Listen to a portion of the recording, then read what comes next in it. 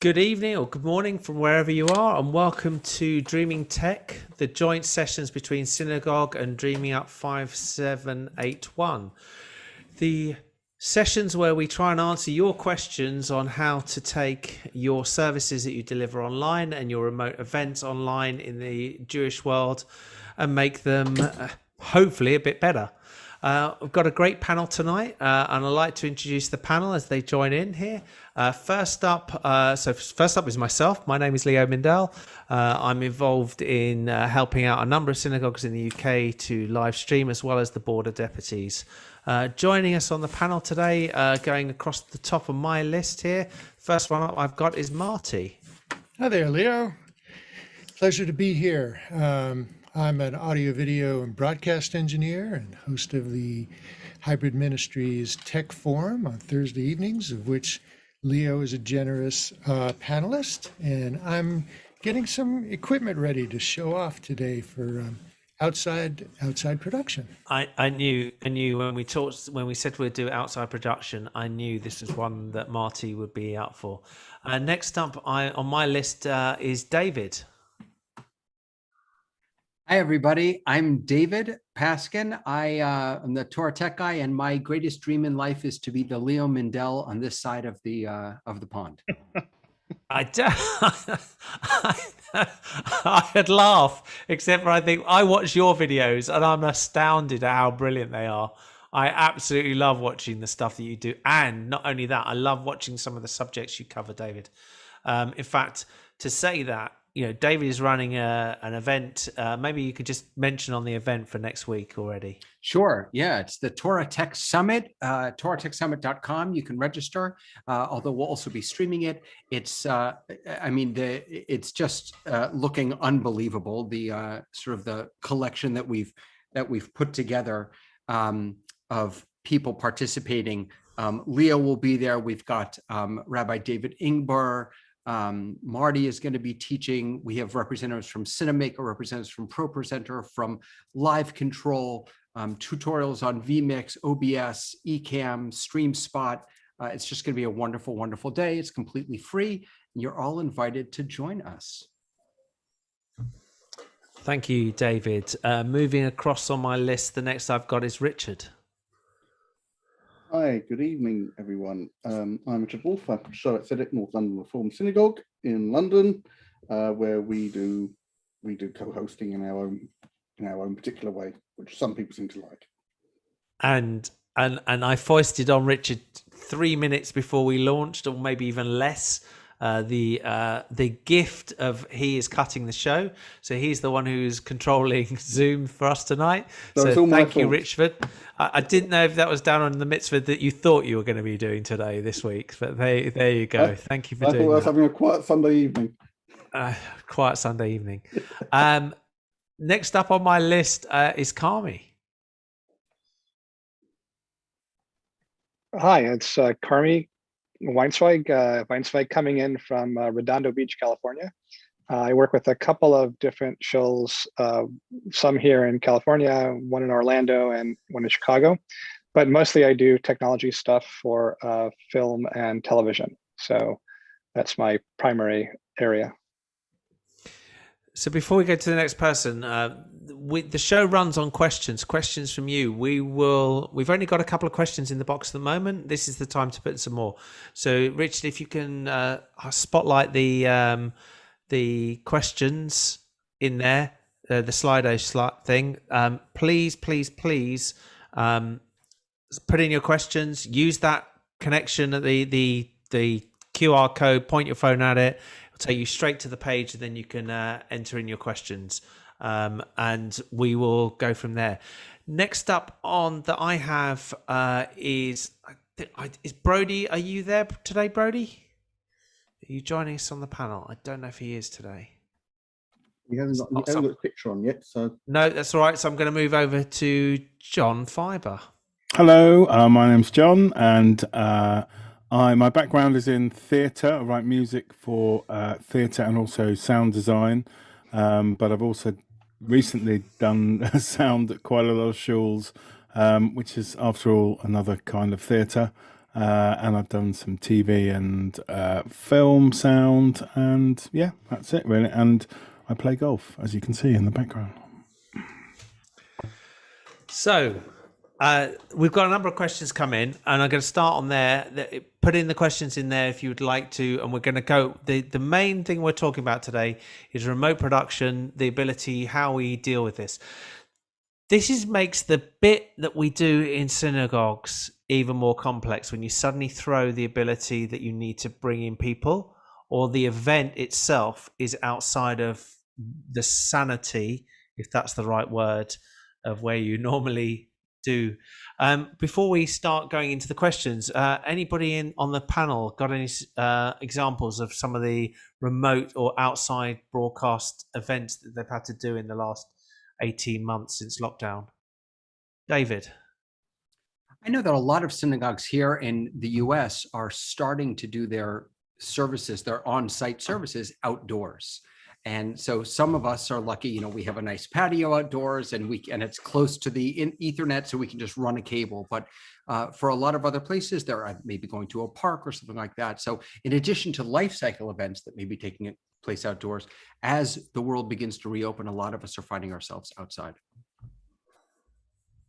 Richard, you're on mute. I was reflecting on this sort of earlier when I saw the topic coming through, and I did a quick count up of how many people we did our service yesterday. We don't do them all hybrid. We did a completely online service.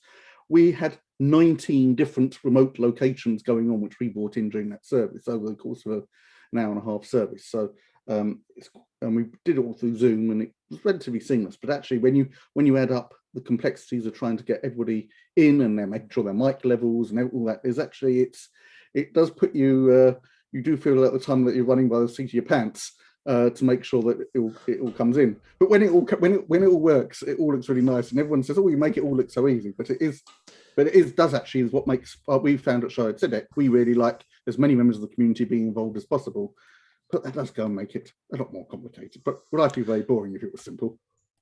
So just so I understand, when you're saying there, Richard, you're talking about bringing, so you said 19, is that including, have you got people back in the synagogue already now? Where's your rabbi based? Yesterday was a bit unusual. We actually we were 100% online yesterday. We have been moving into hybrid services, but yesterday we had a very nice service. It was for the top end of our Cheder, our primary school Cheder, who are all about to start their Bar Mitzvah program, and all the kids come and take a bit of the service. So there were 15 kids in the class, and we had each one of them were in their home, and we had people coming to call up for aliyahs, and other people coming in for other different bits and pieces, and rabbis and musicians and other things. And when you top the whole lot up, it comes to just under 20 people involved. But it's a normal service now for us, a hybrid service in the synagogue. We deliberately, when we started off doing this, we wanted to have the ability that we could make it work both ways. It was really important we could get sound from whatever we were doing into the sanctuary and out the other way. So we do call someone up who's sitting at home to an aliyah on the scroll. It's very, very strange. Some people have said it doesn't quite work. We have tried with someone being called up in the synagogue and the person reading Torah from home. People find that a bit strange, but it's actually, it can be done. And we have the tools there for the service leader to work out how it is they want to use it. Okay, let me move on to Marty and then on to John on this. Yeah, I did an outdoor service, first one for me, last weekend, as a matter of fact. It was a Unitarian Universalist service, and it was very interesting because they had a really nice tent. Let me see if I can get a picture of this up here. And so we had to set up a PA system so that everybody could be heard. There was some music being played, and had a digital mixer set up in the back, and there were 2 cameras that were set up for streaming over Zoom. So it is. we set this up. We set this up on Saturday. It took pretty much all day, several hours on Saturday to set this up. Then we had to pull all the gear and bring it inside to secure it, and then bring it back out on Sunday morning. So carrying on going around the room, you said, John, did you have some? Yeah, just we had people back in our shul last Friday, was it? I think it was last Friday. We had 30 people, I think. But the nice thing is that we reconnected the PA, which had been disconnected for a year and a half, and from now on, even if the people aren't in the sanctuary, we're going to have the PA on, so the rabbis and all the people, well, the people singing can get used to the sound of their voices in the sanctuary, and everyone really loves it, really enjoyed it. It went really well. Yeah. Okay, so that's giving you a bit of a flavour of some of the things that people have been doing and where we're going. So I'm going to go and jump into the questions here. And the first question I have up here is from Ellie Miller. My question is about sound. What is the best way to make sure the sound of an outside venue is good for both the people outside and the people on Zoom? I'm looking for hands. Marty. Well, the best way to make sure that you have good sound is, of course, to make sure that everything has a microphone, and that ensures that and you have a decent mixer, and that makes sure that everybody on the webcast can hear clearly. You want to make sure that you only have microphones turned on that are actually being used, and turn your other microphones off. And then for everybody that are watching outside, you have to have a good pair of speakers that are placed appropriately, so they're not generating a lot of feedback from the microphones that are on, and just make sure that they're loud enough for people to hear them. Yeah.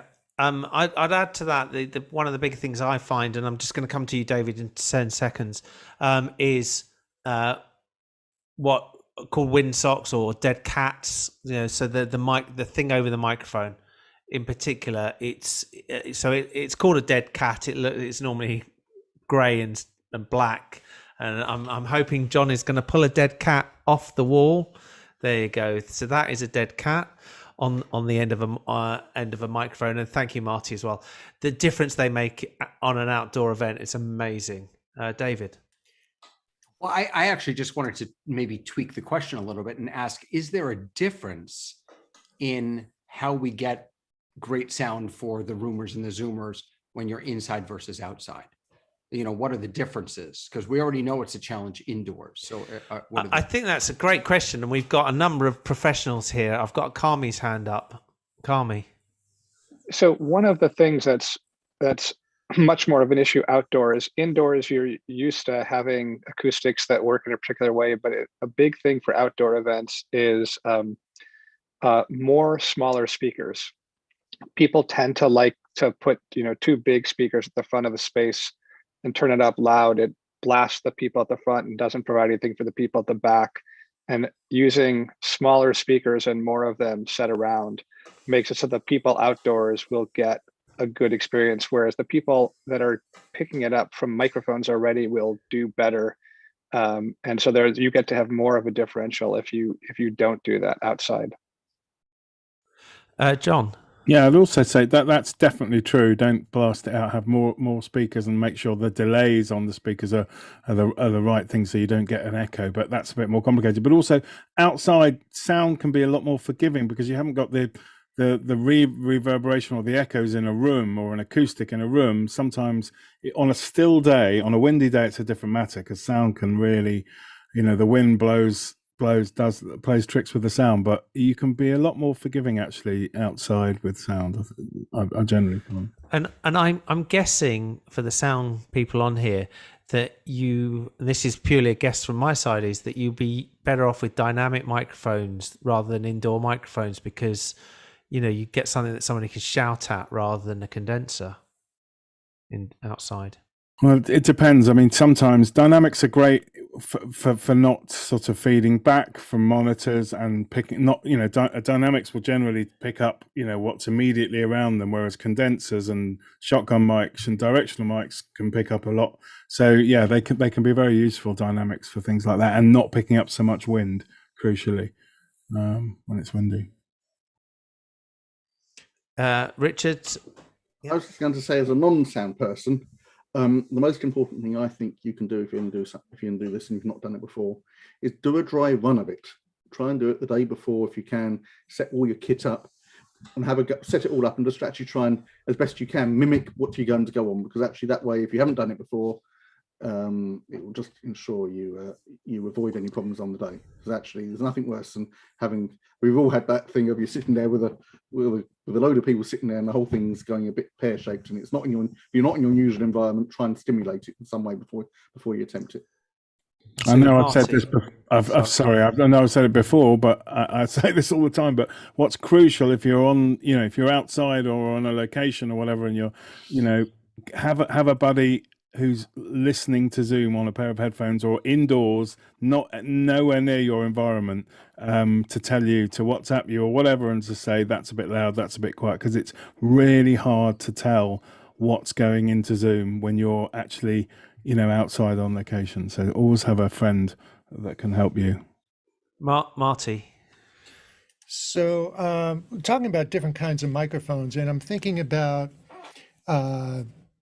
kinds of services or kinds of events other than just regular services. I'm thinking about weddings, bar mitzvahs and stuff, where you've got a scene and you've got a setting and you've got people facing each other, but you don't want to have like a microphone stand in the middle of there. So I've got a couple of clips here that I recorded this afternoon. And so what I've got here is somebody who is standing about 4 feet away from the microphones. And I've got 2 different microphones here. I'm going to try and stop this for a moment. And come back to this because I want to show you what I've got. So I've got an Audio-Technica condenser microphone, and then I've got a shotgun microphone as well. Now, this kind of microphone, this is something that we typically use for vocals, for singers, and it's meant to be used fairly closely. And this kind of microphone is something that you'll find that people who do television production and film production will use, because they can't get close to their subject, to the people who's speaking. And so it would be several feet away. And I'm going to play this because I want you to hear the difference between these two. And I have 2 clips. I have one with them without the dead cats or the furry windscreens, and another one with them, and you'll be able to hear that difference as well. So let me go ahead and share this screen. I need this one first. So this is the the regular microphone, and this is the shotgun microphone. I'm not hearing either, actually. Is it just me? You saying you're not hearing that? I can't hear it either. Yeah. Okay, hang on a second. Okay.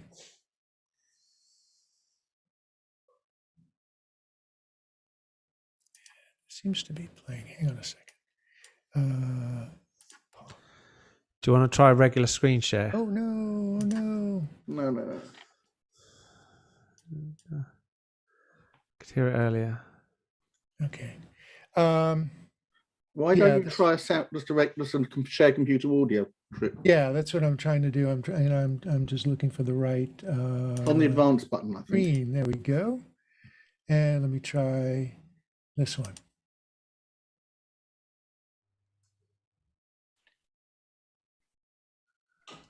I'm still not hearing anything. Is it may be just me?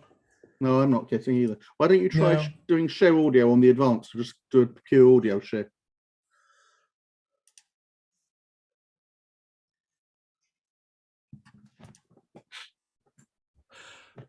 while you're trying it, Marty, I just want to ask. Well, you break in when we hear it. We'll stop. But John, can you remind people or tell people the story of the first funeral online that we witnessed about 18 months ago? Yeah, it was. So it was done on an iPhone from a very windy burial ground, and you basically, because Zoom had noise cancelling on, every time a gust of wind hit the microphone, you couldn't hear anything, and it was just it was appalling. It was really it was upsetting actually. It's a friend of mine's mother, and it was really upsetting that we couldn't hear anything, and it was shocking. So sound is obviously, as they say, you can get away with a bad picture and good sound, but you can't get away with bad sound and a good picture. And it wasn't either, unfortunately. I think funerals in particular present a lot of difficulties, of which there is a question that I saw in here. I'm going to find it. Yeah, there you go, from Carmi. Have any of the cemeteries which you have worked on put in reliable internet? My experience so far has been no. The upside is that most of them that I've come across have actually had relatively good 4G and 5G signals, purely on the basis that they are quite open spaces, and there's normally nobody complaining about a mask being put up nearby. David, have you had to deal with have you done any or many funerals during this time?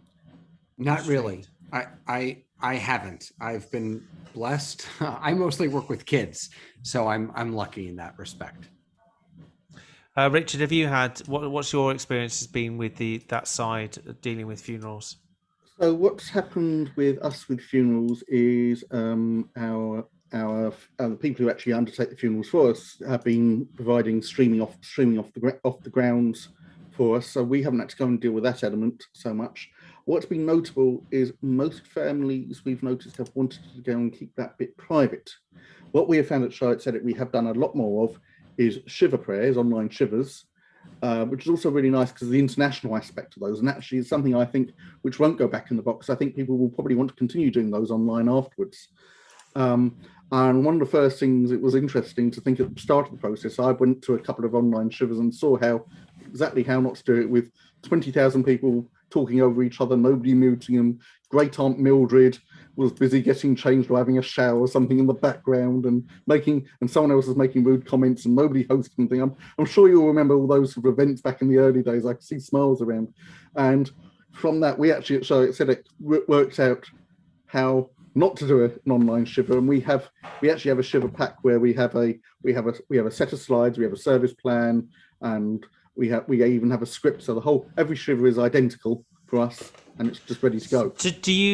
This is a really interesting question about that. Do you send for people who do the shiva at home, do you send them equipment, or do you suggest the setup of their PC at home? It depends. We have a chat. We try if we can to do a tech rehearsal with them before. I'm trying to work out whether all the families coming together, depending on the rules in force at the time, whether or not they could all be in the same home. Sometimes they took a more flexible interpretation of the rules, and you just had to pretend the rules weren't there when there was rules that only should be 5 people in the house. You'd see 30 crowded around the screen. There we go.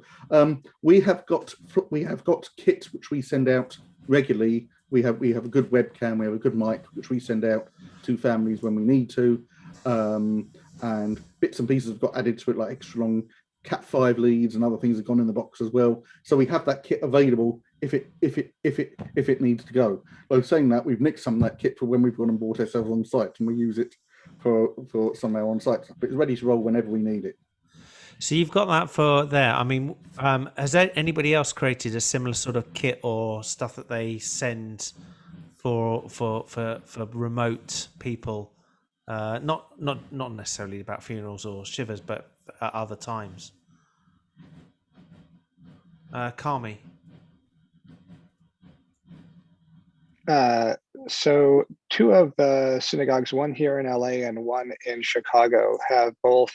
They basically took the kit that they already had for shiva houses, which already included the sidurim and Telesium and all of those things. They took that kit and expanded it to include a little bit of AV gear. And at least one of the cemeteries here in LA now has put in reliable internet. So they have Wi-Fi that's local, and they offer tech. They have like a camera person and stuff that they'll provide if the synagogue doesn't have it on their own. So they will actually do that. I don't know how many others have done it, but I know that's something that's happened here.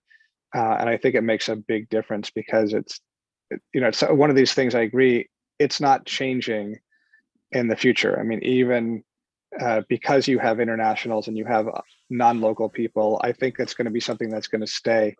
But again, I think it's more common here to have people do graveside services than it is in other places.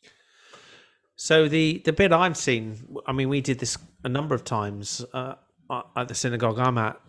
We provided a kit for bar mitzvahs and assisted, because in a similar way, it's like, this is the one chance we want this to work. Fortunately, now the bar mitzvahs are back in the synagogue, but while they weren't, we were actually providing a camera, we started with a boundary mic. A boundary mic is like a flat microphone that sort of sits on the desk. So we put it sort of close enough up so that they could shout at it. A camera was just a simple Logitech camera with a very small, this sort of high tripod so that it could at least be adjusted. And then we said to them, plug those two things on USB into your computer, along with an Ethernet cable from the computer to their router. And that seemed to solve most of the problems. And we had a number of bar mitzvahs that way. It wasn't the best, but you could hear somebody. And I think that was the whole thing. We wanted to be able to see somebody and hear them. And, it came in a package. Marty, were you going to add on to that? Yeah, so sending out kits is a great idea because at least you know what you're going to get and you know what it's going to sound like. It's important to include either a microphone preamp or a little mixer in there, which is important, and cameras. So you're sending out this kit and people are using what you're sending them, so you're going to get reliable results. And somebody's not going to show up with a Bluetooth headset with a dangling microphone and, things are going to make noise. This is quite we've sent out a few times. It's a USB lapel mic, which is pretty good actually. You plug it in just to the computer, you get people to clip it there, and you get really good audio from it, and it's very clean and very simple. You just select it on Zoom or whatever, and it's really good. On Amazon, it's like $20 or something. One of the things essential we found with any of this kit is we made sure in the box we have absolute idiot-proof instructions right round to this is what the USB socket looks like. Do not make any assumptions at all that the people receiving it know what they're going to do with that kit. Especially if you've got a microphone which has got switches on it, and even though you've sent it out with the right switches, you need to be explicit about diagrams saying this is how you want it set, and you definitely have to do a tech rehearsal with them beforehand to make sure they've actually got all the kit, the camera pointing the right way. I kid you not, we did have someone point the camera at the wall and couldn't work out why we weren't getting a picture. It sounds so silly, but it happens. The things I've seen over the last 18 months, events where we've been live streaming people and they turned on their iPad and then flipped their iPad because they didn't want to see something, so they flipped their iPad to show the other camera out. So we ended up looking at their feet for a session, and many other interesting times. There's definitely a book I think to be written about how not to do Zoomcasting. What happened to Zoom? Marty, have you got your sound working, or shall we move on? And are you there? I believe so. So let's try Right, this. okay. We're going to try We're this going to one stand here. with a thumbs up or thumbs down if we can hear you. Yeah, all right.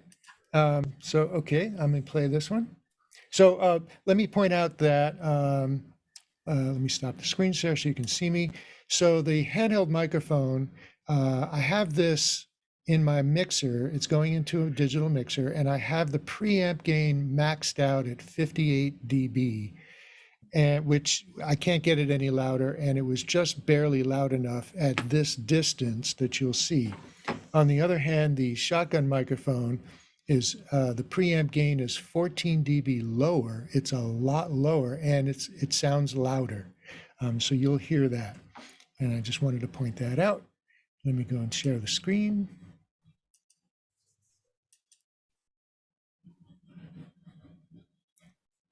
So starting out with the handheld microphone. This is the shotgun microphone. Marty, you need to switch your screen share. We're seeing your main desktop. We're seeing you now. We're seeing you, and we didn't hear it. We didn't hear it again. It says I'm sharing the screen. You are. No, you're sharing us. You're showing the desktop. Man, this is technology, isn't it? Try this is it, again. yeah. How's that? There we go. We can see now. Let's see if we can hear. We can't hear a thing. So this is the handheld mic.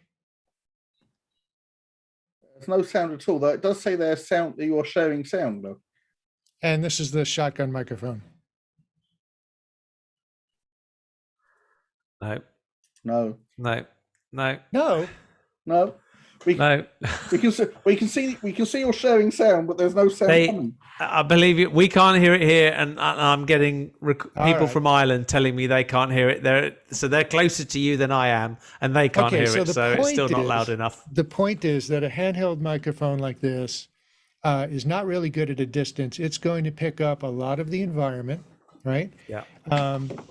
A shotgun microphone like this has a much narrower pickup pattern. It can hear sounds farther that are louder and reduce the ambient sounds. And Are you then- able to plug the shotgun into your mixer there, or not, or is that too Yes. difficult? Yes, give me just a moment. I'll get that up. Let's carry on, and that may be. So then we can do a real world test with you, because you've got a microphone there, so we can see the difference. Okay, right. Moving on. The question that I've got up that I was what tools do you use to keep? This is from Dave Reimer. What tools do you use to keep in contact with remote contributors during an event? John Fiber.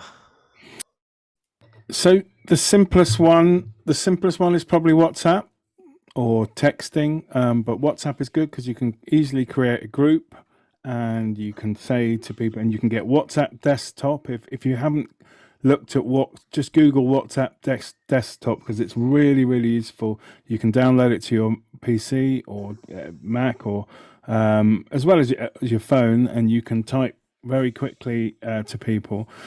We use something a little bit more complicated, but again free, totally free, called Discord, which is what my son uses, and probably if any of you got teenage children, they use it to communicate while they're gaming. And it's it's quite complicated. It takes a little while to get your head around it, but get your kids to help you with it. And basically you can set up different channels. You can set up a voice channel, or you can set up a text channel, and you can set up different ones for different jobs. So typically if we had a client, we would set up that client's a channel for voice, and for text you can also do video, just like Zoom. You can send files, and therefore backstage we can talk to each other backstage. So when we're producing a live event, or maybe an online event, we will be talking to each other, saying, okay, put them on screen, take them off, do this. And it's the single most useful thing, I would say, doing both live broadcasts and all online events, is the ability to quickly communicate with other people who are running the show. It's I don't know how we would manage without it now, to be honest with you. David. Yeah, this question comes up quite a bit, actually, and I would say that it really depends on the platform. So for example, here in Zoom, right, when I need to communicate with Leo, I pop him a chat. I know vMix, I believe, has into the interview functionality where you can bring. There's a chat feature, I think, built into that, right? In Ecamm Live, on vMix Call there is. Right. In Ecamm Live, there's no chat, but you can speak to your interview guests when there's a video playing. So there are different ways to do it. Speaking is definitely the quicker of the right. It's easier than chat, I think. My fear with speaking to someone, maybe having a Discord running, is always that I won't be muted on the production and that I'll be announcing my directions to the whole world. Yeah, I've done that. I can absolutely firmly say I have I have actually announced my production on there, and it does happen. Yuval has joined us. Yuval, you're fairly recently, you started using Discord. Yeah, but we were looking for solutions and went around using all sorts of communication methods, and we even used WhatsApp. But what I found about WhatsApp, the problem with WhatsApp is that the people at the desk, if they have WhatsApp on their phone, they can't use the web WhatsApp, and therefore I can't really communicate with them very effectively. So we moved to Discord very much with your help, Leo. And we found that, first of all, it's not only 16-year-olds that can use Discord, but 50 and 60-year-olds are, once they get the hang of it, use it very successfully. But it means that we have on our desk, there is the SPS service desk. And on my desk, I have the rabbi's, communication. And actually, it works fantastically well. I would say the only one issue with it, and it's not always going to be an issue, we don't use sound, we only use text. So sometimes it takes away from my own sort of concentration on the things that I really need to do, but it's definitely worth it. So just touching on this bit, I'm just really on the audio comms here. John, we've got an event tomorrow. Do you want to explain, or it's actually on Wednesday, how we're using Discord on that event? Yeah, so we're doing an online quiz for lots of schools on Wednesday. So we've set up a little studio with 3 cameras and a vision, switcher and a digital desk in a room with 2 people presenting the event. And then we have the sort of producers of the whole event in the next room. So we'll all be on Discord. So what I found really useful with Discord as well is you can put it on your phone, and you can also, like the little USB headsets that you can buy, you can get an adapter. I've got an iPhone, you get a lightning adapter for that. Actually, it's not. That's a mini jack, a little mini jack. You plug it into the lightning adapter, you plug it into your phone, and then when I'm on a camera, this is getting into a lot of detail, but I use a phone holder that you made for putting on your bike, on your push bike, and I attach that to the tripod leg, and then I've got a comms with a microphone there, and in a quiet environment, I can talk to people. It's push to talk or latching on your phone. So you do have to. Now the nightmare is if your phone goes off, if you don't turn the screen to keep it on all the time, because if it goes off, then you have to start trying to look into it and unlock it, which is a nightmare. But when it's on, it's really brilliant as long as you've got Wi-Fi or 4G, and it's free effectively, which is great. So I'll just finish up on this really quickly before we move on. 2 other things really quickly. I use these, which are aftershocks. So they're bone connected. They sit above, so they sit on either side, so they don't block my ears, which means I can actually listen and do something else, and the comms are coming through these, and that's an amazing difference because it just means I can carry on doing anything, and when there's nothing on the comms, I'm not impeded. But I would also add, we do this a lot with some organizations.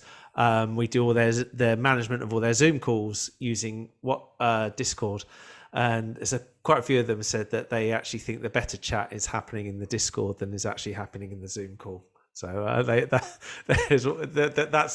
was the comment. Carmi, last 10 seconds on this before I move on. Yeah, super quick. It's just one thing to be careful about if you use the chat, the Zoom chat to do comms, is that it is very likely, or it's a big possibility, that people will mistakenly send comm stuff to everybody, and that's the biggest advantage of using some platform other than the chat for that stuff. But sometimes also adding to that, even if you do send to an individual, the person running the meeting can often see all the chat. I'd say the one that's the most worrying for me on that is actually Zoom. I find Zoom chat, even twice today in the meeting that I was running earlier today, someone sent me a message thinking they sent it to someone else, but because I'm the host, they've ended up sending it, or you think you're sending a message to somebody and it also goes to all the other panelists. So I stay away if I can. Yeah, also because it's just one column, it just flies by sometimes. I want to move on to an interrelated subject on this before we go on to somewhere else, which is about communication in the written form with people when you're organizing events. And I just really want to go quickly around the room. What do people use to keep everybody on the same sheet? Anybody got any hands up? Yeah, John. Yeah, we use Google Sheets, which we share. And most people now, it is the best way, especially if you've got content like video. And, I've just had a customer who didn't really want to use Google Sheets. And I spent half the job literally trailing through email trails, trying to find where he'd sent stuff. But whereas if we have Google Sheets, we have a schedule, we have the whole schedule on one sheet. On the next sheet, we'll have links to all the assets, all the video, which will be on Google Drive. And it will change your life if you haven't used it. I mean, obviously other sort of sharing spreadsheets are available, but Google Sheets works with us. Richard, I'll move on to you. So we use, because we're all internal in the same organization, we use Microsoft environment. So we use a combination we use SharePoint. So we have a SharePoint and we have a folder for each event we're doing, has its own designated folder with all the assets sitting in. And we also have a shared spreadsheet which sits on the SharePoint, which also means that we're like on Google Sheets, where it can be updated in live time so everyone can do it. Saying that, even though it gets updated in live time, personally, I still like to go and print the piece of paper out and have it on my desk and sit there with my trusty pencil and tick the thing off. Old habits die hard with a ruler, because you can't beat it. I know where you're coming from in the thing, but the number of times I've gone, I'm on the wrong sheet. I'm looking, this printout they gave me is the wrong printout. I think the Google Sheets, to me, one of the things that I really like about using the Google Sheets is when we're on a run, when we put everything into one sheet and we put different tabs with different information so that it actually becomes a playbook. And then when we're on the live sheet of the live run order, we actually will change the color to say that's in green or in red, just to say we've passed that point. So we're actually on the same thing when we're moving down the sheet. That's it. Marty.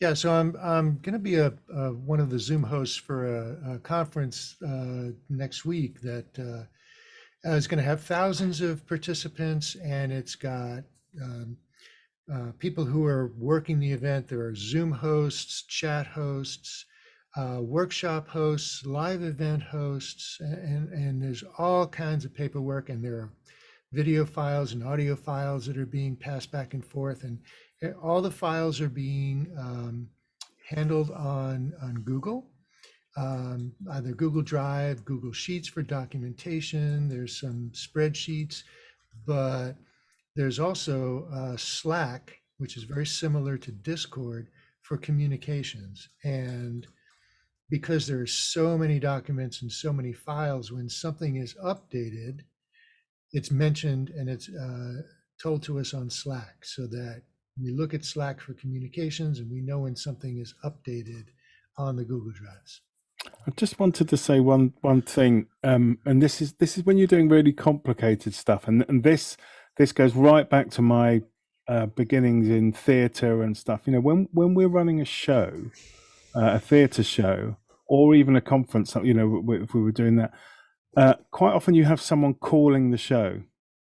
That is someone on a Discord or somewhere where you can talk and saying what's going, because I know what we find, if you've got not ridiculously complicated, but you've got stuff going on and you'll say you're switching the camera angles or you're doing the soundboard, it's really hard to read a sheet with what's going on and do what you're doing, i.e. moving stuff around. So sometimes if you can, to have someone say, okay, now we're going to this, stand by for this.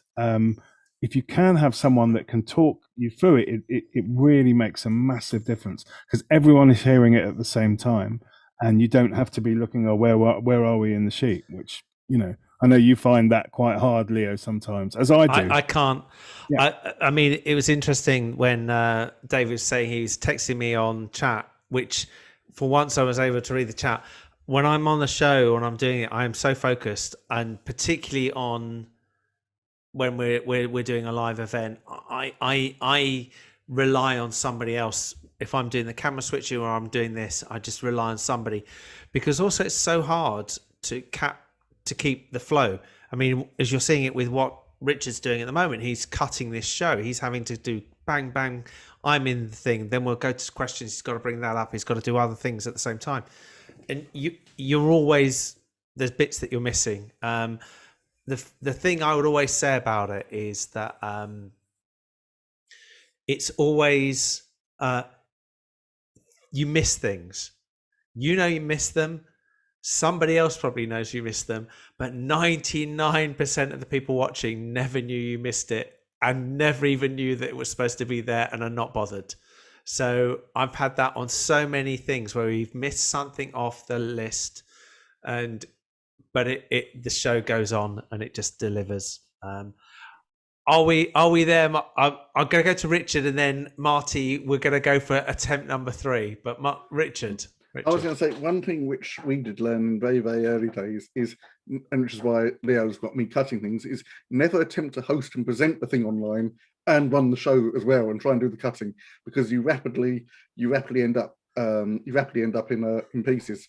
I remember we do often do a talk round after our service with everybody there, and sometimes people are trying to message me on WhatsApp or something to say so and so wants to come in. I don't see it because I'm busy looking at the camera, looking at the screen, and doing it.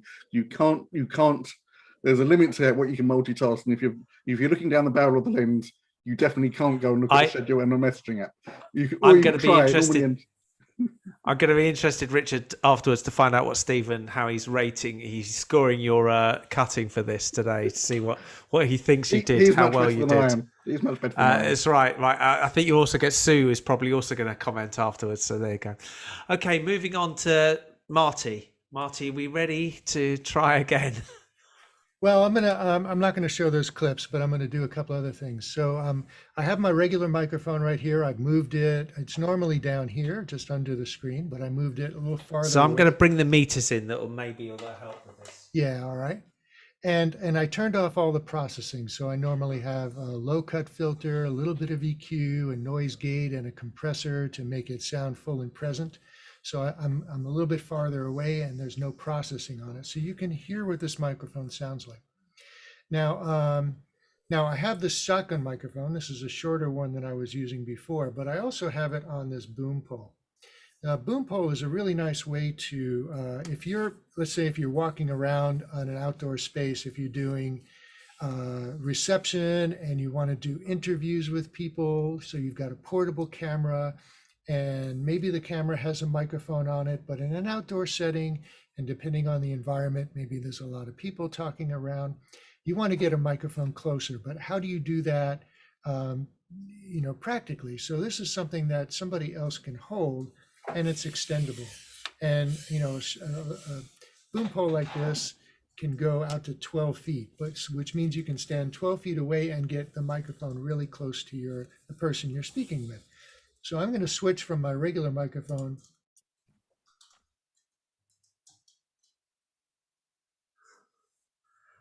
We can't hear you.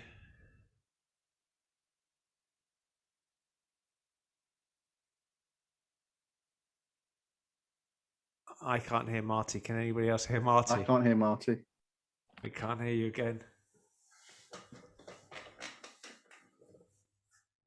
Sorry about that. How's that? Yes, now we can hear you. Okay, so I'm going to go Whoa. back to my regular microphone here. This is the regular mic, and now I'm going to switch over to the shotgun microphone. And do you hear a difference?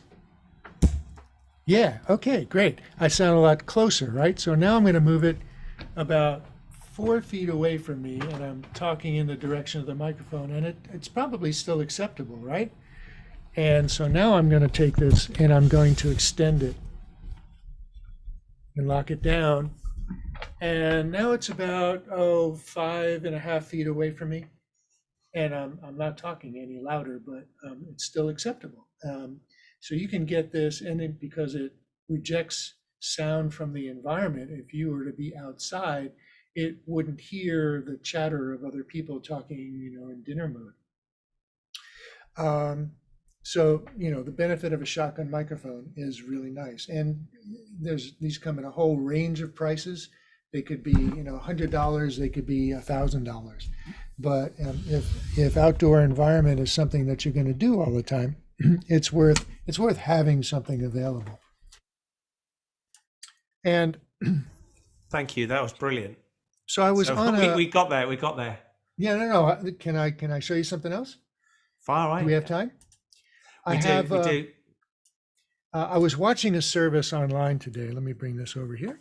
I was watching another service from a church online today, and they were doing an outdoor service, and they were doing it with phones for video.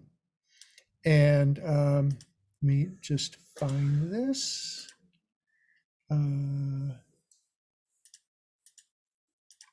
just get this up.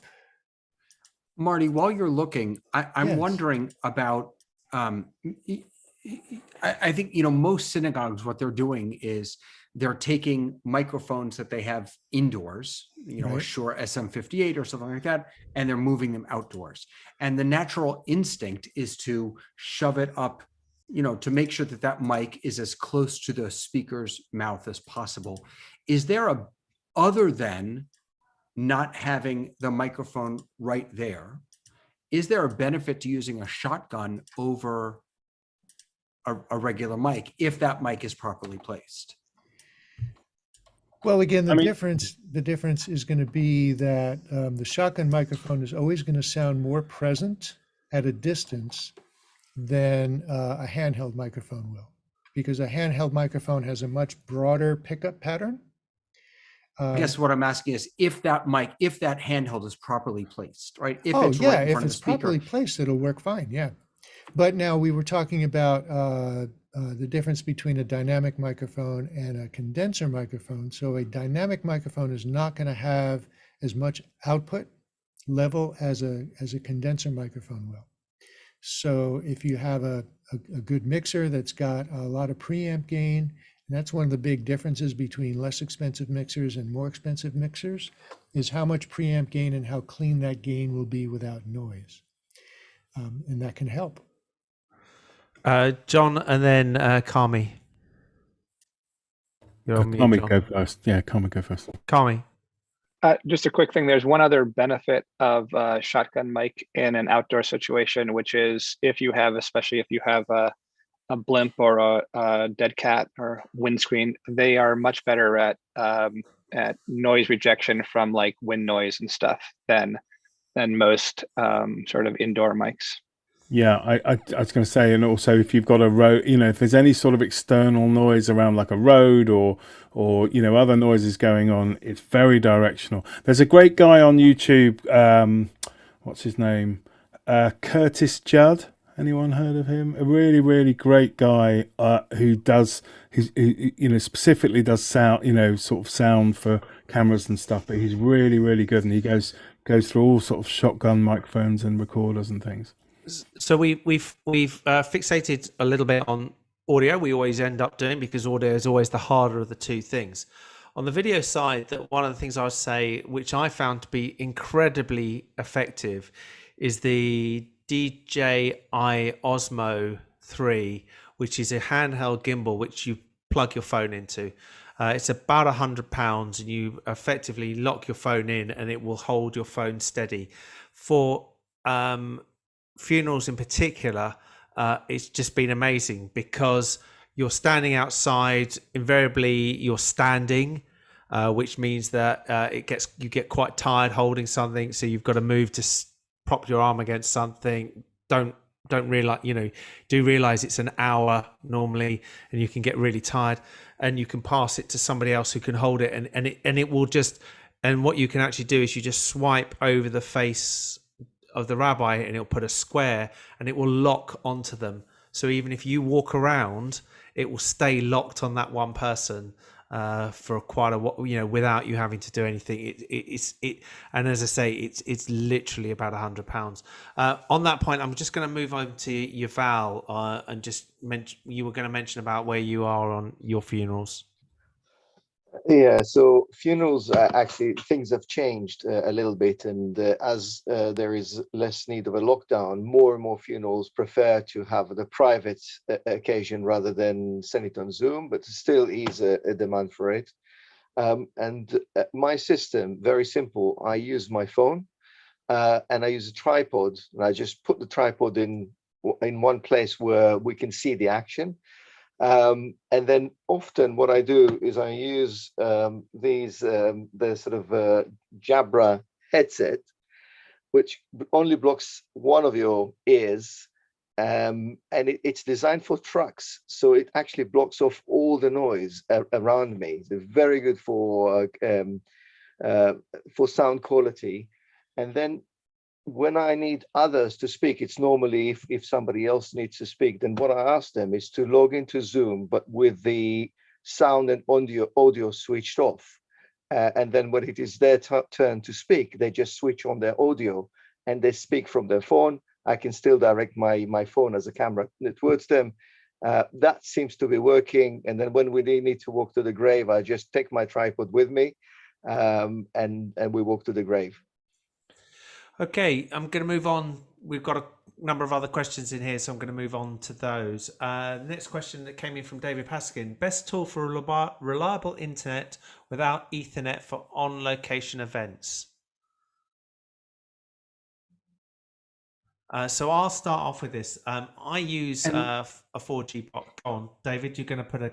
I just want to say I have another question in there which we can ignore, which is which is connected, which is do you have any experience with the live view, the getliveview.tv kind of thing? So I don't have with the Get Live View TV, but what I've done, this is we've put this in a number of places, and I bought these.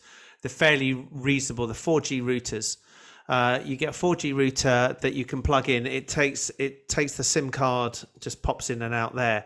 The nice thing is, if literally all of these, including the ones that you get from the from your mobile provider, you'll see that the fourth port normally says WAN on it.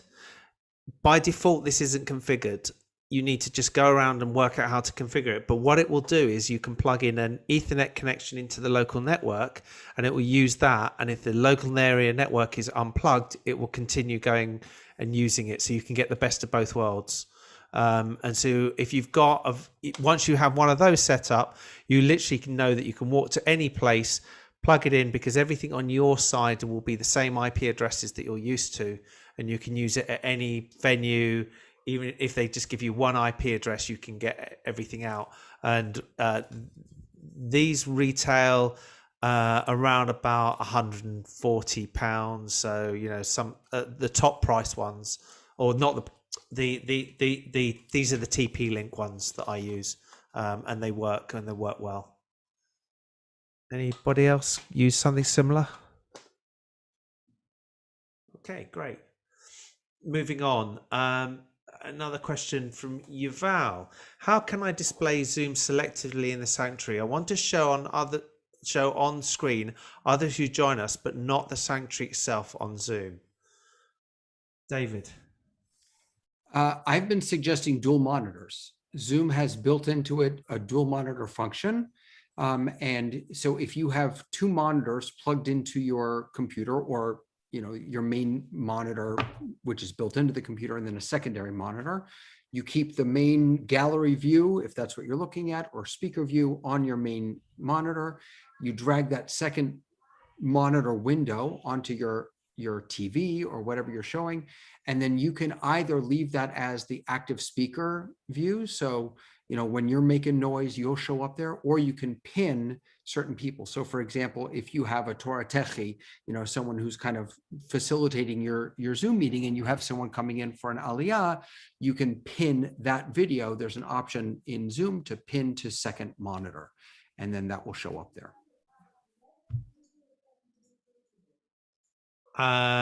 Anybody else on that? So I know this was there, and I now can't find it because I was asked this a week ago and I can't find it. There's a way to hide self view in there, and I just cannot for the life of me find it. And I know there is a setting to say hide self view. And if you hide self view on the gallery, click on yourself. Leo, if you click on the three dots over your image, of course it would be two. It is, yeah. If you hide self view on your own view and you put the gallery up, you disappear off the list so that you don't appear in the room. So whichever room it is, that you don't get that parallax or whatever the right term is of it repeating in itself. But it's the other thing to do when you do that is always to hide non-video participants. Otherwise, you end up as well. Yeah, and then you just end up with a clean room. Lots of names at the bottom. Yeah, Yuval. So then my only question is, if I have no experience of it, but it would be interesting to know if you wanted to spotlight yourself and hide self-view at the same time, whether this is going to work or not. Because that's what I want to do. I want people in the sanctuary not to be distracted by another view of the sanctuary while they're already there. They don't need to see it. It's a bit of a, well, you wouldn't, yeah, I wouldn't know if. David. What I would suggest, Yuval, is that you join from another device. Maybe it's a portal or something like that. You turn the video off and you make your icon, your profile picture, the logo of the synagogue. And so you pin that participant to that second screen until you want to bring in a remote participant into your experience. That way people are just seeing, or maybe it's a slide of upcoming events or whatever, or a beautiful piece of artwork. You have that there, and then when someone's participating, then you pin them to that screen. Okay, moving on to the next question I have here. We've already answered this one, really, haven't we? Which is, David, you asked about has an experience of the live view. I do know about that. There's a lot of hardware that came out that enables you to do this So the big problem, what you're doing is bonding connections. And if you imagine the way that this works is you're sending out two connections out to the internet. They can't just go out to the internet. They have to join somewhere to be put back in. So most of these hardware services include a license for them to be able to, for you to hit the gateway at their end so that they can bring the two pictures back together. Otherwise the frames are all going to be all over the place. And so that's why you will find with all of those devices, there will be a subscription service, pretty much all of them. Otherwise it's never going to work. You can always bond to Ethernet connections, two connections to the internet. There's lots and lots of ways of doing that, but it was always designed so that some traffic goes over one, some goes over another. But when you're doing video, if you get the packets, if you imagine you're getting the frames out of order, they're just a complete waste of time. So there needs to be something to bring it back together again. So that's how those ones work. This is a really interesting and completely different subject from Beverly Sperry. I'm interested in finding out if your congregation had made any changes to its membership structure to bring in new online-only participants. How is your membership changing? Richard? Short answer is we haven't done any membership changes, but we have been talking about one of the active discussion points I've been encouraging people to think about is digital only.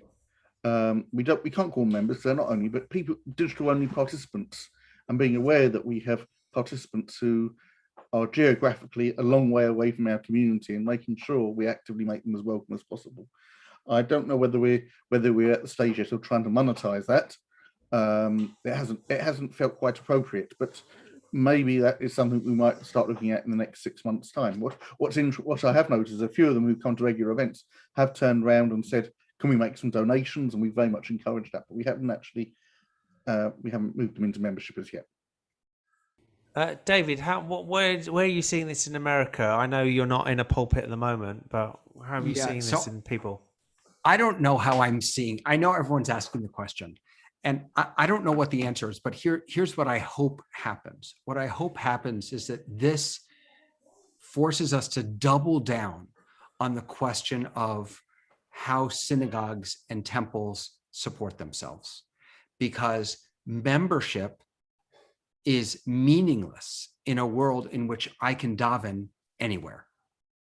And if what I'm looking for, right, is a community to pray with or to learn with, if I can access that anywhere by paying a fee or by making a donation, then the idea of membership becomes meaningless. And unfortunately, many of our synagogues and temples, that's sort of the model. It's not about, although we want it to be, it's not about tight-knit communities and, we're all in this together. It really is fee for service for many of us. And so we have to start thinking differently, or at least asking the question about how do we monetize, how do we sustain ourselves in this new kind of an environment where what we're offering, frankly, is not really unique. I would only say, I mean, I totally get what you're saying. I would only say, we have almost exclusively a subscription sort of model in the UK, and but that does cover burial rights. It also, I'm a member of our bereavement group in our synagogue, so we used to visit, and now we call people. There's a care team that still go and do all these things, and that's the sort of, for me, is the added value of being a localized member. In terms of worship, you're totally right. I mean, you're right. And what we're seeing in America is, and this happened long before COVID, is the rise of the independent rabbi, the independent cantor, the independent whatever, who, so there are bar bat mitzvah rabbis and cantors who no one has to join a synagogue to do that anymore. And I'm not advocating that, by the way. There's tremendous value to joining a synagogue. But the reality is that you can hire a rabbi to do a funeral, you can hire a rabbi to do your wedding, you're this, you're that, and you don't have to pay dues. So either we figure out what it is we're selling, how we can best sell it and monetize that in a world in which everything is accessible to anyone, anywhere, or we figure out what it means to be a community, and we do what you're talking about, Jonathan. We build that sense of, boy, I'm really getting value from this sense of community that I have, not just from the service provided by the professionals. Richard and then Kami. I wanted to very much follow on from that. One of the key things which is different between the States and over here in the UK is we're unique in that we go and tie what happens to you when you die to synagogue membership. We actually tack that on there, and it's a very strange thing. There's been lots of work done here by the Reform movement looking at this, and it's a really strange phenomenon that the main reason people stay members of the synagogue in the UK for 50 years is because they paid into a burial fund and it cost them too much to move to another community. And basically it's a really, really strange method of doing it. And actually what this is all about is trying to go and develop your programming so you're more relational and you're less transactional. Let's face it, you don't go and join a gym and then the owner comes around in the afternoon and says, would you mind coming and sweeping the floor for me? If you did that at your gym, you tell them where to go. Whereas we're quite up for saying that to our synagogue members, and it's a totally different proposition we're putting forward. So it's about trying to create these feelings of connections and community and belonging, and little things like chat rounds at the end of services where people go and talk to each other and things like that are really, really important, because that's the glue which brings community together. And if you can do that with your online people, you might have a chance then to try and get them to think about becoming a member or a friend in some sort of way. Yeah. But I actually think the subscription model is doomed, as was originally, you think prior to that, the model was people used to go and buy seats, which they still do in the traditional United Synagogue in the UK. But that also went, and actually the current fee model, I think, is due for change at some point. I know there's some communities in the States who experiment where they say to people, make up how much you want to pay and see what it's worth it, and you have to go and justify your existence. None of us as our institutions have a right to exist. This is a bit of a hobby horse of mine, but I'm going to shut up. Okay, I'm going to go to Kami and then Yuval, and I want to try and keep this relating to the digital side of this, because obviously it's it relates in theory. Kami. So a number of shulls here in the U.S. have, as I just said, moved to a model of no specific fee, and because of that, you're also starting to see more of more groups that are doing sort of just the educational aspects. There's a Jewett at Home as one of the groups that have worked with a number of other shulls to be able to provide that, and that's something that you can do in the digital world that you couldn't do before. So you can have, you might not have enough people in your shul to have a study every week, but if you get 3 or 4 groups together, you can, right? And so we're starting to see some of that where you get more of a not membership in the sense that it used to be, but membership in we'll put you on a list and we'll send you notifications of all these things, and then you just encourage people to contribute because you make it easy. But since you're not asking for anything directly, you can offer them things that you couldn't have offered before. I can go and I do this. I go to services in Chicago routinely where my dad is, whereas before I would have had to fly back to Chicago to do that. And that's a big difference that you're getting here. Yuval and then David. So we never saw that as an opportunity to change the membership model, but rather as an enabler at the time of the pandemic. What we found is that people wanted to join us, and us being visible, especially on Facebook and mostly Facebook, less so on YouTube, meant that some people joined in, and we welcomed everybody who wanted to join in.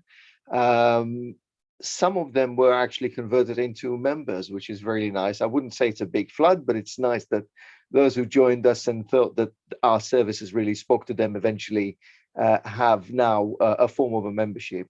Where the big difference is when it comes to proselytes, because I found that some of the proselytes that joined me during the pandemic are people who would not otherwise have been able to join me. Because they're disabled or they live too far and so on. Now here I have a dilemma, because normally the rabbi proselyte relation is you want to see them, you want to see them come to the synagogue, and here I need to change the model because I know that those people who join want to join Judaism. So we need to think about that very carefully. David, and then I'd really like to hear. You muted yourself, Leo. I muted myself, didn't I? Sorry, I was going to say, David, I'd really like to hear from Marty from a different religion if there's a different view of some of this. But David. So yeah, first of all, thank you for bringing us back to the digital aspect of it.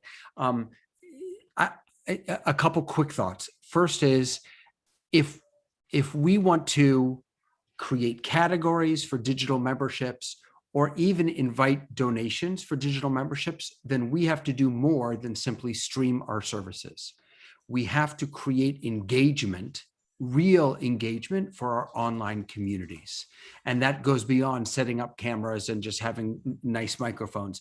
It means really engaging with people in digital space.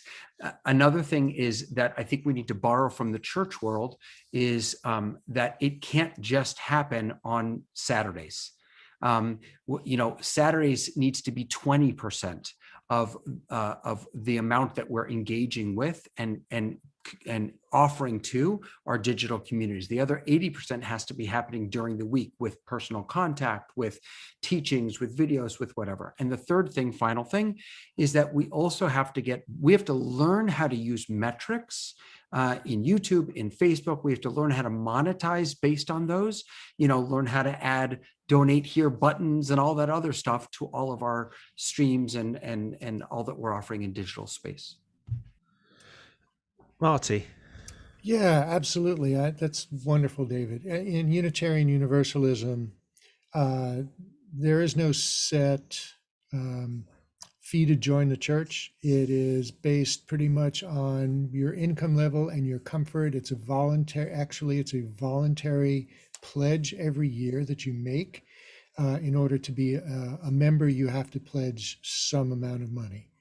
But every service has, during COVID, every virtual service has a collection plate. There are ways to, for anybody who's viewing, to make a donation to the church. And other than Sundays, there are various workshops and meetings that happen that people are invited to via the weekly newsletter that goes out and posted on the website, such as social justice meetings, environmental conservation meetings, meetings that involve political activism, and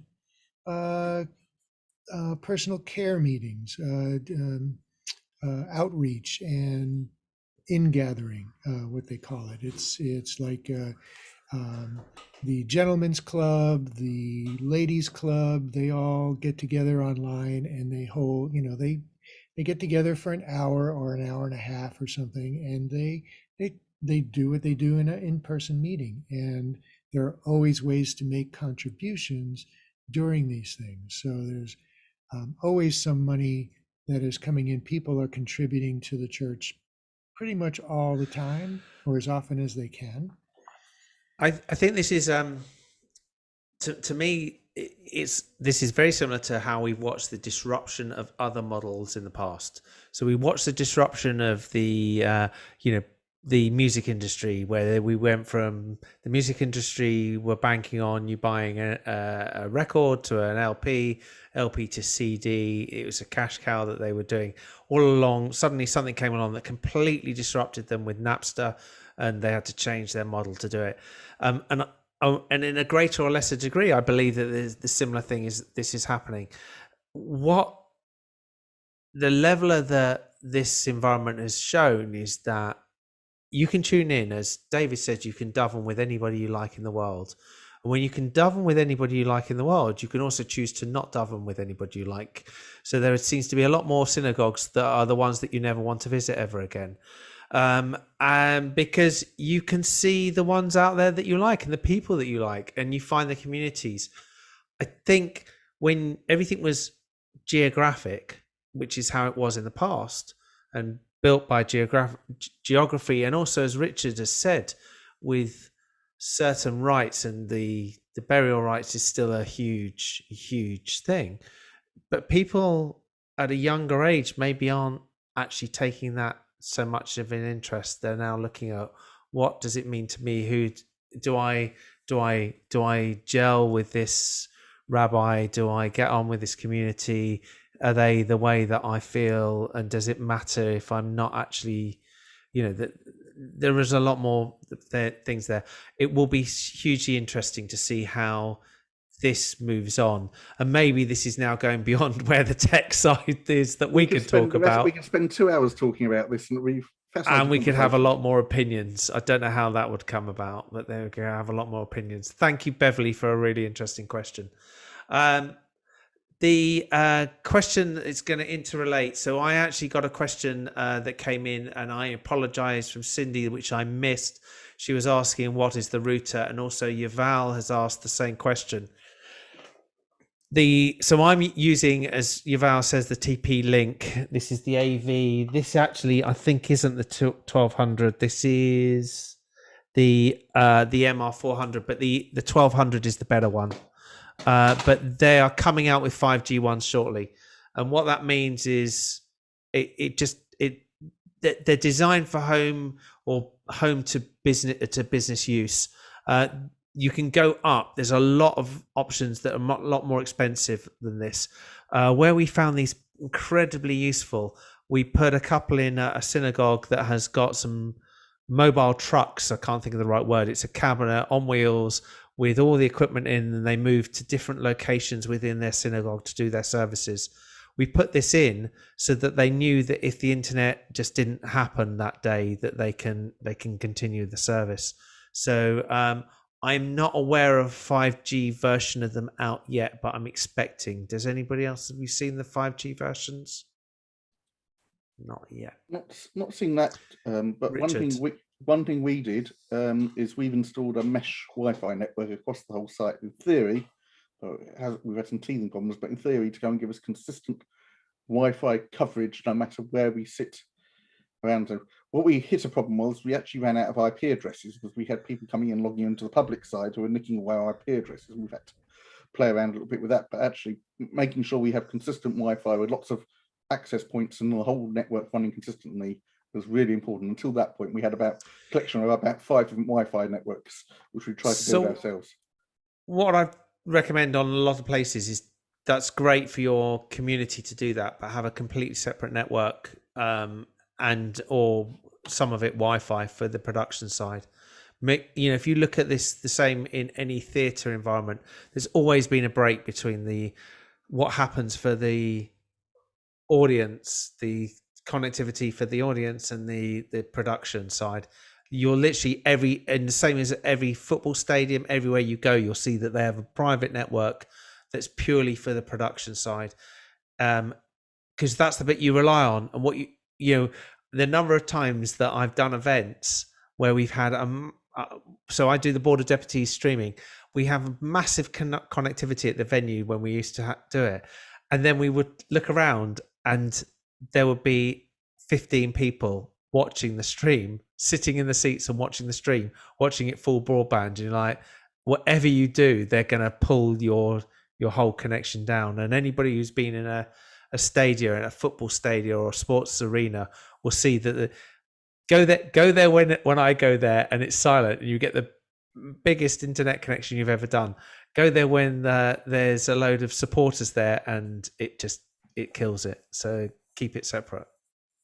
So Leo, I'm seeing, just looking online, and I'm seeing that there are 5G routers available from HTC, Verizon, Netgear, and D-Link. Yeah, they're all coming out. This is slightly going to one side, but it's been reported on many similar shows about this. We are about to go into a real shortage of equipment, a global shortage of equipment over the next 6 months. Is going to start hitting in the next 3 to 6 months, and it's going to potentially last up to about 5 years. There's lots of reasons for it, but it's basically to do with fabrication factories that have disappeared. 3 of them are burnt down, and they're going to take a long time. A lot of manufacturers are holding off equipment launches because they know they're not going to be able to deliver. So if you are thinking about speccing out and doing your installs, I would recommend that you pull the trigger on doing it sooner rather than later. You may not find you can actually get the equipment at the figure that you budgeted for in 6 months' time, because you just won't be able to get the equipment. It's not on everything, but there are certain things that are going to be there. Marty, have you come across anything on shortages yet? Yeah, microchips. Anything with a microchip. There are cars sitting on lots, like thousands and thousands of cars sitting on manufacturers' lots because they can't get the microchips that run the computers in the cars. We've seen some audio processing gear, some higher end mixers with problems. There was a shortage of cameras during COVID. That's kind of cleared up for at least for the moment, but I am seeing messages from a number of manufacturers about price increases that they're about to go into effect, if not already. And that's because of price, supply and demand. As demand goes up, supply gets shorter, prices go up as well. Carmi. Yeah, we've heard a lot of this, and one of the things that I've also heard from a couple of manufacturers, which are that we've been used to a world in which every year either the price went down for the same features or the price stayed the same and you got more features. And most of the manufacturers are saying they don't expect to see that again anytime soon. We're going to start seeing actual normal, like other industry price increases year over year. We won't be coming down for a long time. Yeah. There's actually a question that's come in on this from Liberty White with regards to the forthcoming shortage. What kinds of gear should we be looking at to get sooner rather than later? So, from my experience, it seems to be across the board, but there seem to be certain products from certain people. So, we typically on this, when we're talking about audio hardware in the mixer environment, you're talking about there's a couple of manufacturers. One is Behringer, one is Allen and Heath. They've got shortages in some of their ranges, and the shortages are, when you look at it, it's availability 12 weeks, and that's a maybe. And it's that sort of thing that you've got to be very careful about. As Marty said, on the cameras, there was shortages on a couple of the manufacturers. Last year, you couldn't get. I mean, a good classic example: you couldn't get a Logitech camera last year for a laptop for love. Well, you could if you wanted to pay 5 times the price. You couldn't get any USB webcam at all from anybody. No, or even USB microphones. They were all on seriously on shorthand. But that's all cleared up now. But as I say, the shortage which is coming is going to be a lot worse, is my understanding. Some of the manufacturers had the foresight and the financial awareness to stock up on a lot of chips once they became available. And so they have the inventory to produce a certain number of products, but once those run out, is going to be dried up again. Well, so having spoken to a manufacturer in the audio space just last week, he said they were told, I mean, they had orders in for stuff, standing orders, and they were told that their stuff from September, maybe they'll get in 2022, and stuff from the late fall, they might not be getting at all. But the big issue is anything that includes an FPGA. So anything that is not just a completely like the webcams are probably easier, but things like Blackmagic cameras and sound devices, the Behringer gear, all of these things include FPGAs, which are basically special purpose computers that can be programmed to be a particular chip. And there's a huge shortage in that space, and that's going to be a big issue. So anything that's like that, you'll have less issues with stuff from Apple because they own so much of the production chain that and effectively own so much of the production chain that they're not going to have problems. But pretty much anybody but them and maybe Samsung, you should be worried about. So I know sounds all very technical, and it's like, what's this got to do with where we normally are? And I can see normally the barometer of have we gone too technical is David, who will sit there and throw his hands up to say, what are you talking about? Why do we need to know about this? But the reality of why we need to know about it is if you're sitting there thinking about this is what we're going to be doing, this is what we're planning, and you can't deliver on your plans, now is the time to really decide what you're going to do and execute on it, because it isn't.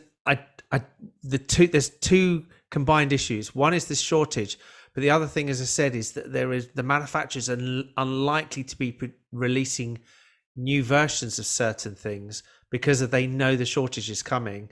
So they will actually hold off, because the last thing they want to do is issue a new product with a limited run, which means that somebody else can come in and sell on their product range. So they actually are holding off on the new version. So it's even a second reason to be buying what's on the shelf at the moment. So that's the reason.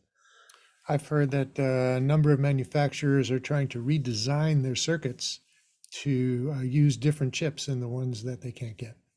Yeah, I mean, I did see. It's the last thing I'll mention about it. I saw a teardown on the. This is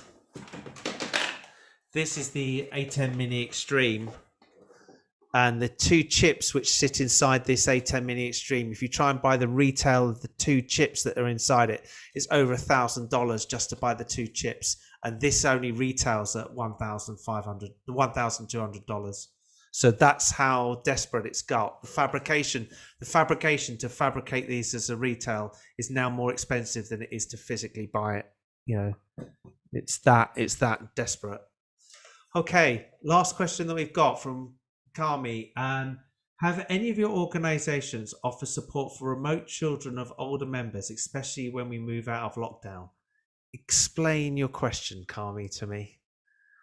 So, in the old days, it was easy. My dad goes to shul in Chicago. There were people there that sort of saw him, and I would talk to him on weekends, what I would call. But I know that our shul has done a lot now to provide support for some of these people, and especially during the lockdown period, where they would be able to check more regularly, or if they knew that, I could say, I want to make sure that my dad has stuff. Could somebody arrange to bring something by or stuff like that, which is a service that we can provide in the remote space that we couldn't do before, right? Before there was no reason for that, but now there's, because you have the ability to attend a service remotely and sort of making sure that that you people, what's going on, and sort of trying to say, oh, my dad is in Chicago here. I know what synagogue he goes to, but I happen to be involved with it. But it's also a thing of reaching out to those members' children the other direction, right? So not waiting for me to contact them, but to contact the kids and say, hey, you could come to services here. Richard, I'm going to start with you. You're pondering. How are you dealing with these things at your shul? So, I mean, the immediate thing I was sort of thinking about, was we had one particular bereavement where we had, and I think it's one of the nice things about this, we talked about this earlier, where we had the daughter of the person who unfortunately passed away. They were long-standing members. They've been members for 60 years. But she lived somewhere out in LA. I did look it up. It looked very nice when she lived on some little island and something like that. But we were able to go but before lockdown, she'd been looking at getting on a plane, flying overnight to get in for the funeral, staying for a week, and and a huge financial outlay. But actually, we were able to do all the support to the family who are living out there, and they were very grateful and felt really held and supported. And I guess is that sort of where you're going, Kami, with this?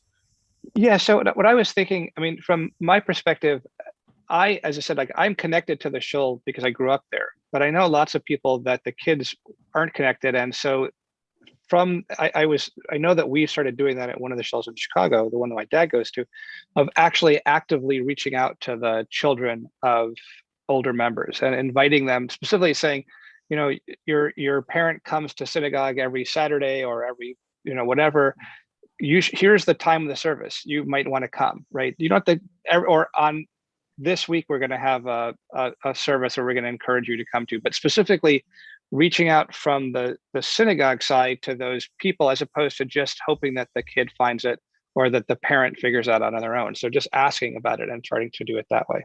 It's a good point. I don't think we do particularly, but what would be a nice thing is to have a special service for older members and their kids online. Make a thing of it. But we don't do that at the moment. Yeah. One thing we did this year, normally for us for Days of Awe, is a bit of a high holy days, is a bit of a money spinner for us for bringing in people who aren't affiliated anyway. You charge them tickets for basically turning up, and of course we didn't do that last year because we were all online. But and actually, in some ways, we did actually get a bit of pick up that way of people who had been disconnected from the community in a variety of ways coming back in. And I guess it speaks to that thing about digital members we were talking about earlier, and about giving a bit of a shop window at those sorts of times about where we are and connecting to families. Because it's often those key moments in the year when people want to connect back to their home community and they might not be in the area, and that's being online speaks to us being able to do that, I guess. So we have a number of different youth groups based on age. So different age groups have different groups. And the younger kids, when they reach a certain age, they bridge over to the next group. And once they graduate high school and they go away to college, church can still provide them with a means of connecting with the same group of people, with all their friends that they've grown up in the congregation with. And each one of the groups does do a service every year, whether it's in person or online. And that's a really nice way to keep our younger people connected to the congregation, is by providing them these opportunities to engage with the group that they're in, and with the younger groups to provide them with encouragement as well.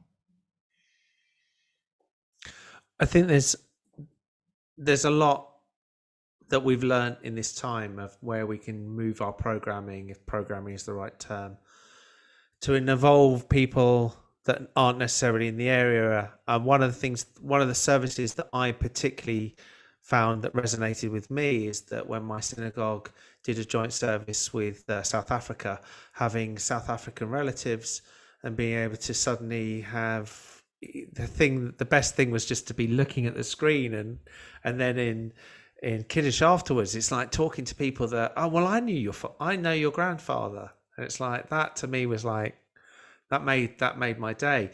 And it's like, that's the way that I think we need to look at it. And I think the more that we can utilize this technology to bridge that divide in the time that we can, I think the stronger it will make us to moving it forward. I think that now, go on.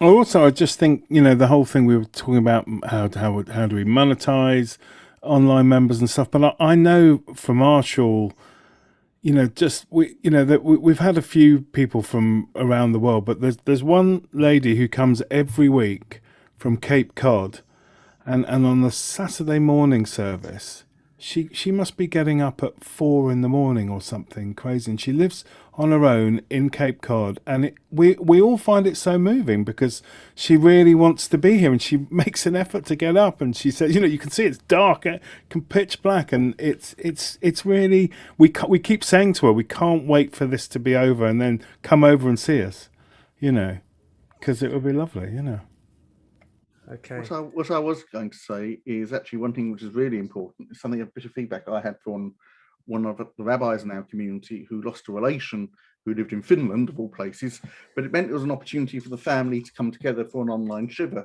But the people hosting the shiva prayers decided to do the prayers at high speed and basically cut the thing off and end it. And he said, actually, that was really sad, because it was the opportunity. There was members of the family there who hadn't seen each other maybe for decades in some cases.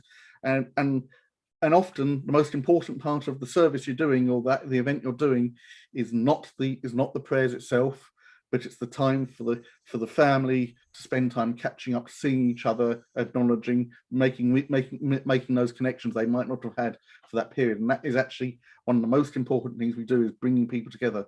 We do an event on Thursday, a music event we do with the same rabbi, and we pick up people who come to it. He's originally from Texas and Canada. He's been all over the place. So we get people joining us. We're at 3:00 in the afternoon. We've got people coming into us where it's 7 a.m. in Vancouver. We've got Austin in Texas coming on. He's got some nuns in Germany, and we've got another nun who's based in Erbil in Iraq, of all places. It's really random, but we have all these people coming on because they've got a connection to the event and want to be part of this community. And we have this community of 50 people across eight or 10 time zones, and it's wonderful, because you wouldn't have done that pre-COVID. We wouldn't have done that at all. And on that point of saying don't cut people off, I think we've come to the end of our time. Before we do, I just want to pass over to David just to remind everybody what's happening next week. Absolutely. And before I do, I just want to give a huge thank you to Leo for making this happen for the past number of months. And I mean, this has been I have learned so much. And I also want to give a special shout out to Marty and Carmi and Yuval and Jonathan and Richard. I mean, everyone who's participated in this, it's just been so rich and so helpful. And I'm so, so grateful. So thank you to all of you. Yeah, so next week, I hope you'll join us. It's going to be the Torah Tech Summit. Go to torahtechsummit.com. You could register there. It's completely free. Amazing learning. Some of it a little technical. Certainly when Marty presents, it'll be technical, but a lot of it also for those us monkeys over here who don't get all that technical mumbo jumbo. But really, it's going to be a beautiful, beautiful day. So I hope you all will join us. TorahTechSummit.com, and it's going to be sort of the finale, the season finale of these sessions, which I hope will resume in the fall. What time is it, David?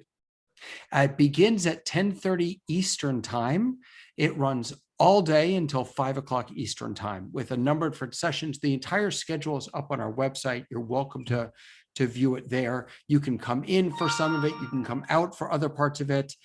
Whatever feels good for you, whatever works for you. So that's 3:30 UK time. It starts. I'd like to thank everybody for coming. Richard, if you can stop the stream, because you're the person that will be able to press the button. So goodbye to everybody on